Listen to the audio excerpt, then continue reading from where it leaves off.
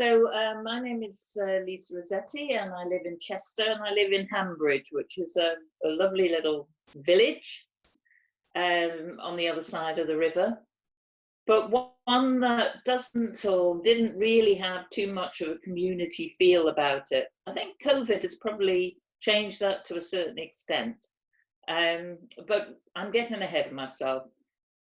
Incredible Edible Handbridge, right? So I'm going to say something about why I co-founded this group. I'm going to let you know a little bit about what Incredible Edible is about, because it's a national network, and it's got values and it's got a kind of mission as well. So I'll let you know what that is.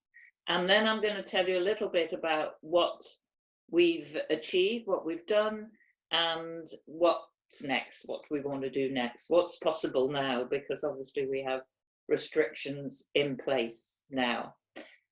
So back last year, I was standing for council and for Handbridge, and I made a sort of strategic decision, if you like, that one of the things I wanted to do was focus on community, and I wanted to bring in like a sort of eco project. So this is at a very local political level what started me thinking about a community growing project. And I didn't get elected, but the project was so vibrant and inspiring that I was totally happy to keep putting time and effort into it, and keep that going with the team that's gathered around it. So back in the beginning of, I think it was the beginning of March 2019, I met with Simon Brown. Now he's a local man, he lives in Hull. He's part of the team around Transition Towns, Transitions Chester. And I'd known him for a while, and actually to my amazement, I'd also worked with his wife when I was working in the NHS, that I didn't realise. So they've got two different surnames, so I didn't realise. But we met and we had a chat, and I described what it is I wanted to do. I knew he was connected with Friends of the Earth. I knew Transitions Town was very much about you know, alternative economy and kind of the green lifestyle and that sort of thing. So, and he pointed me towards Incredible Edible, which, as I said, is a national network. So going onto their website and looking at some of their values and realizing that if you set up a group, you could be part of a network that would support you and provide you with training, maybe, that sort of thing. I got quite excited. So this is the first thing I read. I'll read it out to you on their website. Our vision is to create kind, confident and connected communities through the power of food. So I thought, oh wow, that's really amazing. Now myself and Pete, my husband, got an allotment, so I was already involved to a certain extent with growing food and eating healthily and so forth, and I knew it was good for your well-being. But this is where I have to make a confession, and usually I start off my talk with this confession, is that I'm not a gardener. I really know very little about gardening. Pete is brilliant, he knows masses, and he just keeps learning, and he's very practical, and we have an amazing allotment, and I come and sort of poke about a bit and do a bit of weeding. But that's the whole point. Something like this, I could see people could get involved for their well-being, come together, enjoy that, enjoy founding like a community spirit, and they could come with no knowledge at all and learn. So it would be just brilliant. We could share knowledge, we could share food, as the Incredible Edibles say, if you eat, you're in. That's how they put it. It's one of their little strap lines. So I thought, well, that's good. We'll consider doing that. Now, at the same time, I think what must have happened is that Simon Brown from Transitions Chester must have gone to Helen from Friends of the Earth. So we've got all these different groups that now, by the way, come under the umbrella of eco communities, and we're part of that as well. But at the time, Friends of the Earth, he must have told her, we've got this lady in Handbridge, she wants to start a community growing project and she's interested in Incredible Edible. And she brokered a partnership between us, Incredible Edible, and the wonderful people at Industry, which is a co-working hub.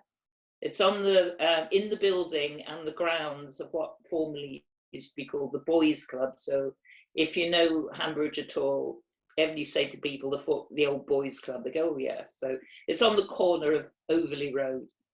And she took me around there, and there was this sort of like sad little shady dry patch covered in plastic and bricks and old bits of ironwork, very dingy, and we sort of poked at it a bit, and I thought, you know what, you can transform anywhere.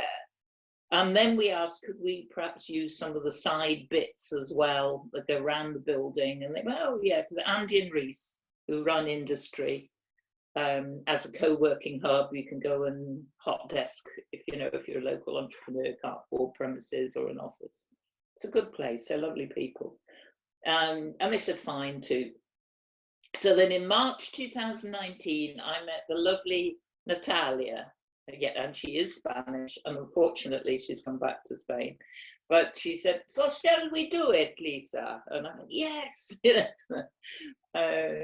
We had a coffee, we talked it over, and really we just got started in that way. So we started to get a bit of a core team, if you like. We've got about 6 enthusiasts, I would say. And we had regular meetings where people would come and people would go, people would come with their pet sort of gardening tip or whatever, and this went on for a while, and eventually we were able to use some funding that Credible Edible, the network, had given to us, and able to get some compost, and we built 2 planters.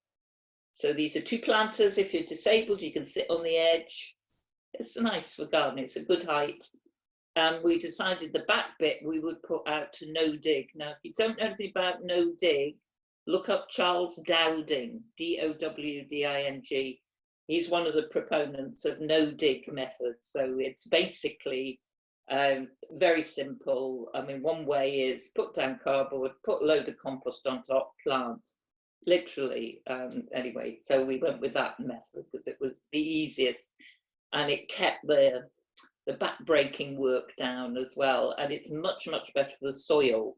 So there's all this idea of, I mean, some people were absolutely, they had so much knowledge. Natalia Nat, she was absolutely overflowing with knowledge about green living and permaculture and save seeds and do this thing and that thing. She was totally amazing.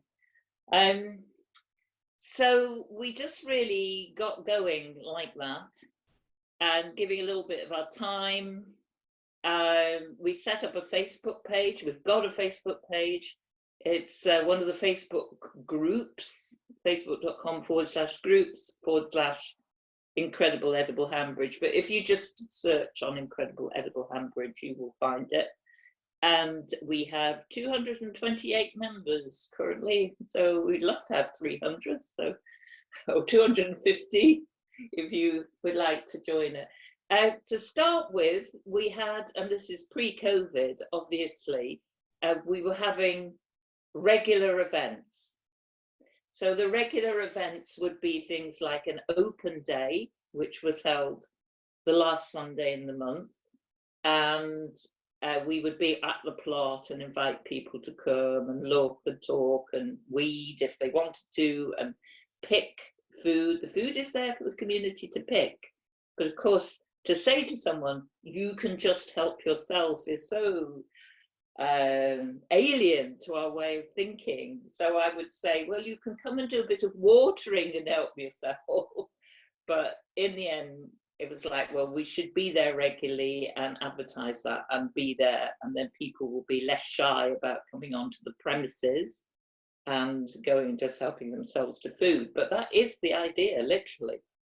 So what is Incredible Edible? I've said it's a network. So I'll just go back to that as an information point for you, really, because you can go and look for yourself. It's online all the information about the network, and it's incredibleedible.org.uk. So incredibleedible, all one word, .org.uk. And it was basically started in 2008 by a group of friends who wondered if they would just plant some things and encourage people to look after these plants and pick a bit. Maybe they would have a better conversation about a better future. So it was kind of the power, if you like, of small actions. That's another one of their strap lines. Believe in the power of small actions. I love that. I think that is so spot on. I think you do that. Small actions build, people can grasp them, they can come together and they can get involved or enact or connect with these small actions. So that's what they did. And I won't give you there's a whole timeline on there, but by 2012 there was a network for Incredible Edibles. So it's a very interesting site, because with the relevance to well-being and the relevance to the Green New Deal, the relevance to Build Back Better, it's all there. You know, it's really encapsulated in their values. And these are the values that obviously we're trying to live by, work by, plant by, and weed by at Incredible Edible. So it's worth a look. Go and have a look and see what you think. The other thing that we went to a regional meeting up at, it was near Bury, I forget the name, Phillips Park it was. And we met the founder there, Jane. She talked, and they were talking. She was talking a lot more about, almost like, well, it is activism. They want us to lobby councils. I actually put this forward to Matt Bryan in the consultation when our Labour Green New Deal group had a meeting with him, that wherever there is a new build or an adapted build for residential buildings, occupation, that there should always be a communal piece of land where people can grow food. That should be standard, that should be policy. And there is this idea of lobbying councils and pressing these ideas, you know.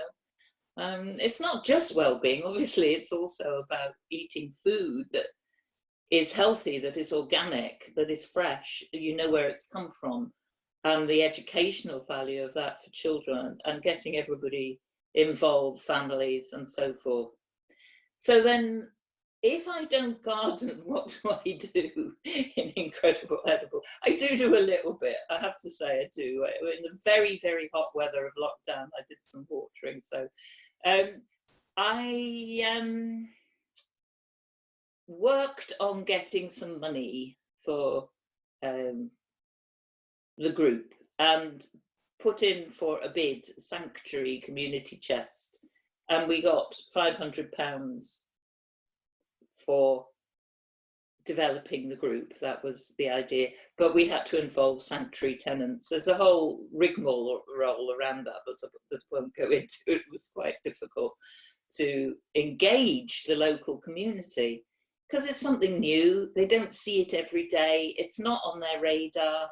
We do have a big notice up now, big sign, but we had nothing right at the beginning. So nobody knew we were there, really, you know. So we had this money and we started to try and engage people, and we put on film nights. They were really successful, and something that if we can socially distance, that will be something I hope we'll do again. And as a result of the Sanctuary project, we reached 42 local people. That doesn't sound like a lot. And they didn't necessarily come and garden, but they might come to an open day, or they might just pop in, or just have a cup of tea, or come and see a film, or whatever. So, but they were reached, and therefore we are now on their radar. And out of those, 21 people gave some of their time. So they may not be necessarily the most active ongoing, but they are giving some of their time. So it was a successful project in that respect. we hoped, this was one thing we hoped, and we may visit this in the future, to develop a plot in Allington Place, which, if you know Handbridge, you'll know it's right in the heart of the old community where the former social housing was built. And it's like a playground. And I liaised, there's another thing that I do, I liaised with the council to get permission to actually create a bed there, whether it was a no big bed or planters, whatever. And we do have permission to do that, but the stipulation we had was the community must want this. Allington Place and the surrounding area must want this, and they must be the ones that are driving it forward and looking after it. And we did a lot of leafleting. We did put on events to engage the community, and really we didn't get much engagement at all. So that's on the back burner now, because we're very clear we're not just gardeners going out to garden wherever. We've had calls from nurseries up by St Mary's on the Hill, from Blacon, from Wrexham. We've had people say, oh, come and garden for us. It's like, we're not gardeners, we're a community growing project, so the community has to be involved. So that was something that didn't quite come together, but could, as I said, on the back burner. And the other point of interest was from our new vicar, Rick the Vic, as he's known, at St Mary's Without the Walls, which is a big church in Handbridge. And he would like to donate one of the flower beds. So I met him about 3 days before we went into lockdown, so I do have to get back to him. So I'm kind of engaging the group with different opportunities, and Anne Coulter's on here, I know, so she will know that I've sent her some pictures for the Build Back Better, which are of our sharing shelf. So our sharing shelf is something idea that we came up with during lockdown. It was really successful. We've got like a shelf outdoors, and people were putting seedlings there, small plants, and the idea was that you can give a plant a home.